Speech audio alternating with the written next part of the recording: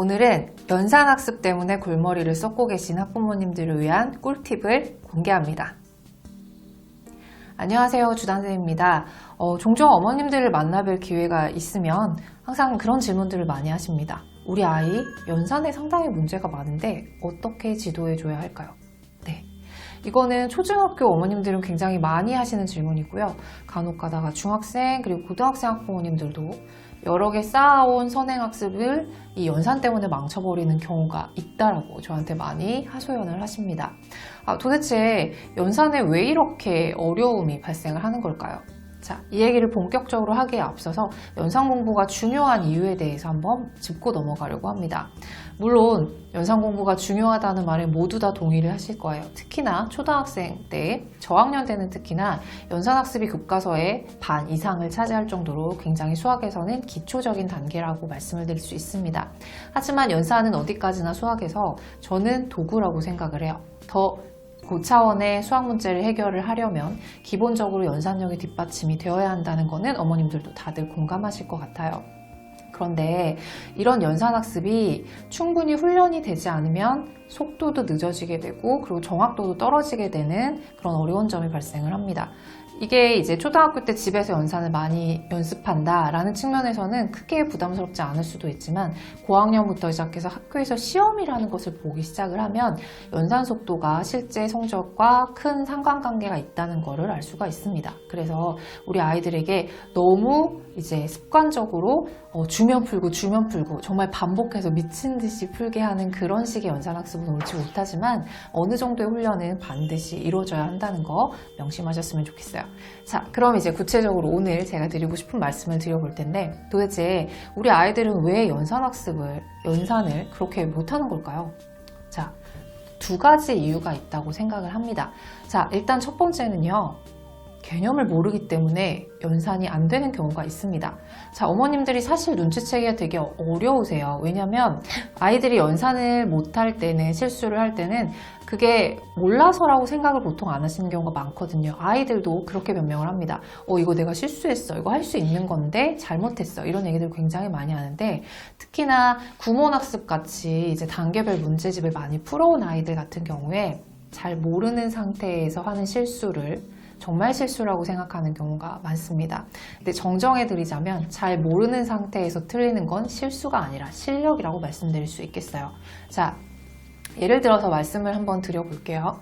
우리 아이가 나눗셈 그리고 분수 이런 계산을 제대로 못하는 경우들이 있을 겁니다. 이럴 때 어머님은 이상하네? 우리 아이가 그동안 나눗셈이나 분수 계산을 굉장히 많이 해왔는데 왜 여기서 틀렸지?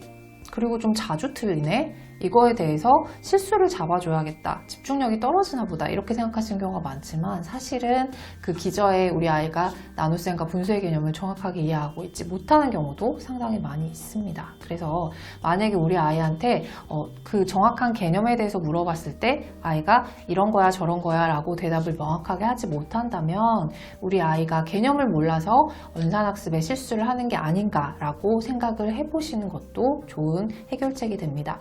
그러면 어디부터 공부해야 될까요? 이럴 때 연산을 반복해서 하는 건 별로 효과가 없어요. 아이들이 오히려 기본 개념을 익히기 위해서 교과서나 아니면 그 외에 이제 참고서 같은 것들을 통해서 개념을 정확하게 이해하고 그리고 천천히 연산 단계로 넘어오게 하는 게 훨씬 더 빠른 길이라는 것을 말씀드리고 싶습니다. 자, 그리고 두 번째는 우리 아이들이 대부분 많이 하는 실수의 측면에서 한번 말씀을 드리고 싶은데요. 자, 일단은 연산은 충분한 훈련이 되어야 한다고 말씀을 드렸는데 그러면 필수 불가결적으로 반드시 붙어 다니는 게 반복이라는 아이입니다. 자, 우리 아이들이 연습을 많이 하면 당연히 틀리고 못하는 부분에 대해서 반복적으로 연습을 하게 될 수밖에 없어요. 그럴 때 제가 요즘 이제 자기주도 학습에 대한 강연을 좀 많이 하고 있는데 말씀드리는 게 아이들의 성향에 따라서 접근법이 달라야 된다는 말씀을 드립니다. 자, 일단 우리 아이가 반복을 잘 견디는 아이라고 한다면 실수한 거에 대해서 계속 반복적으로 풀리게 하셔도 괜찮습니다. 아이는 그 실수를 그렇게 싫어하지 않는 아이라고 한다면 점점 조금씩 연습을 하면서 나아갈 수 있어요. 그리고 그 실수의 원인들을 조금씩 생각하게 됩니다. 하지만 우리 아이가 반복이라는 걸 정말 싫어하는 경우에는 저는 두 가지 팁을 좀 드리고 싶은데요. 첫 번째는 우리 아이의 메타인지를 늘리는 방법이라고 제가 소개를 많이 드렸던 방법인데 바로 이런 방법입니다. 자, 문제가 많으면 안 돼요. 일단은 한 20문제 정도 우리 아이가 주로 실수하는 그런 영역에서 문제를 한번 뽑아보시면 좋겠습니다. 자, 뽑아본 다음에 아이한테 일정한 시간을 주고 네가 이 문제를 처음부터 끝까지 정확하게 푸는 게 오늘 너의 미션이다 라는 얘기를 해주세요. 자, 시간 제한이 있으면 좋겠지만 처음에 너무 많은 부담을 주는 거를 이제 저는 조금 방지하기 위해서 아이가 정확하게 푸는 시간을 충분하게 주셨으면 좋겠어요. 자, 그럼 아이가 일단 계산했을 거죠? 그럼 어머님은 채점을 하셔야 되는데 채점을 할 때 절대 아이가 푼 문제집에다가 맞았다 틀렸다라는 표기를 절대로 하시면 안 됩니다. 어머님 머릿속에 기억을 잘 하고 계세요. 그리고 나서 만약에 다 맞았다면 정말 잘했다고 칭찬해 주시면 되는데 보통 이제 실수를 많이 하는 아이들이 집중력에 문제가 있는 경우들이 많거든요. 그런 경우에 한두 개 정도 좀 많으면 더 많은 숫자를 틀렸을 거예요. 그럼 어머님이 이렇게 말씀하시는 거죠. 자, 엄마가 채점을 해봤는데 지금 이 20문제 중에 4개가 틀렸네. 이렇게만 얘기해 주시는 거예요. 그럼 아이는 처음에 응? 무슨 말이지? 이렇게 얘기를 해요. 그럼 어머님이 또 이렇게 말씀하시는 거예요.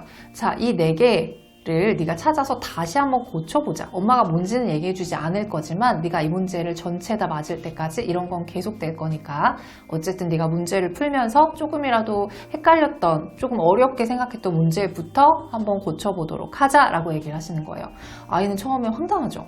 엄마가 도대체 뭘 하려고 하는 걸까? 그런데 이거를 정말 단호하게 잘 견뎌내셔야 돼요. 그리고 나서 아이는 엄마가 어쨌든 하라고 했고 커다란 미션이니까 일단 해야겠다라는 생각을 하게끔 하셔야 되는데 일단 했다고 하면 그 문제를 처음부터 풀기 시작할 거예요. 조금 잔머리를 쓰는 아이들은 중간 문제를 막 찍어서 푸는 경우가 있는데 어머니들 경험해 보신 적 있으세요?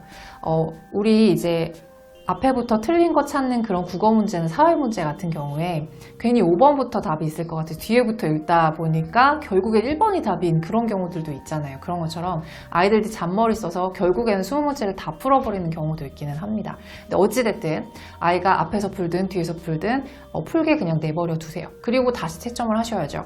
자, 근데 아이가 정말 제대로 풀어서 두 번째는 모두 다 맞을 수도 있지만 대부분 본인이 맞았던 거를 틀리는 경우도 있고 틀렸던 거는 다시 맞는 경우도 있고 해서 전체 다 맞기는 상당히 어렵습니다. 그러면 또 그렇게 얘기하는 거예요. 아까는 4개 틀렸는데 이번에는 3개를 틀렸네. 근데 엄마가 하나만 힌트를 내주자면 아까 네가 맞았던 걸 고쳐서 또 틀린 게 있다? 이 정도 힌트를 주시는 거죠. 이런 식으로 해서 아이가 다 맞을 때까지 반복적으로 풀리시는 겁니다. 자, 아이는 일단은 반복은 싫어해요. 하지만 지금 빨리 이걸 정확하게 풀어야 내가 이 지금 괴로운 시간을 벗어날 수 있거든요. 이렇게 되면 아이가 아예 처음부터 다음번에는 집중해서 한 번에 완벽하게 풀겠다라는 습관이 조금씩 갖춰질 수 있습니다. 이런 방법을 일단 써보시고요. 두 번째 방법은 어머님 문제를 약간 조작하시는 거예요. 자, 예를 들어서 분수 문제를 예를 들어 보겠습니다.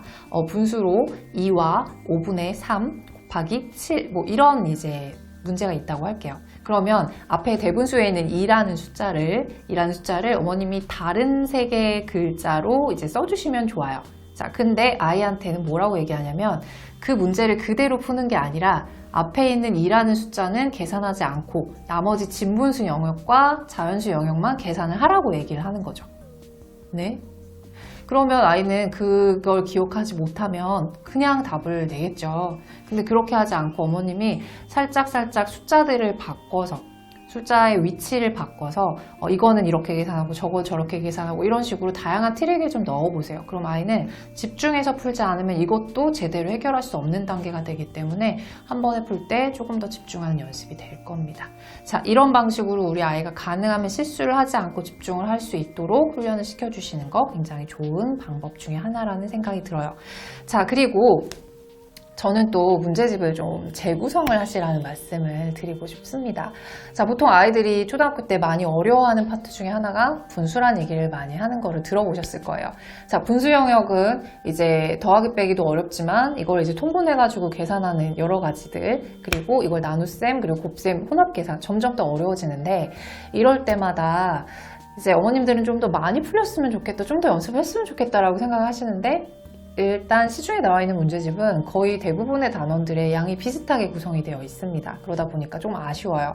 그래서 이걸 지워서 혹은 복사해서 아니면 여러 번 반복하게 여러 번의 문제집을 뭐 이런 식으로 하시는데 저는 어머님이 우리 아이가 예를 들어 A라는 문제집을 처음부터 끝까지 풀려고 사셨다면 거기서 분수가 조금 부족하다라고 생각이 드신다면 B라는 문제집을 사시라고 말씀을 드립니다. 그리고 B라는 문제집 중에 분수만 잘라서 주세요. 나머지 영역은 버리세요. 아이한테 시간 낭비를 시킬 수 있거든요. 그래서 그 B 부분만, B 문제집의 분수 영역만 아이한테 따로 풀리시는 방법으로 해서 아이가 조금 약하고 어려워하는 단원들에 대해서는 충분한 훈련을 시켜주시는 게 필요합니다. 자, 나중에 이거는 수학의 개념을 정리하는 데도 상당히 큰 도움이 될 수 있어요. 자, 보통 수학 교과서 같은 경우에 한 권에 한 학년에서 배우는 게 굉장히 여러 가지 영역들을 배우거든요. 나중에 아이들이 영역으로 쭉 한 번에 이해하는 그런 과정이 필요하다고 했을 때 교과서를 잘라서 묶을 수도 있어야 되는 거예요.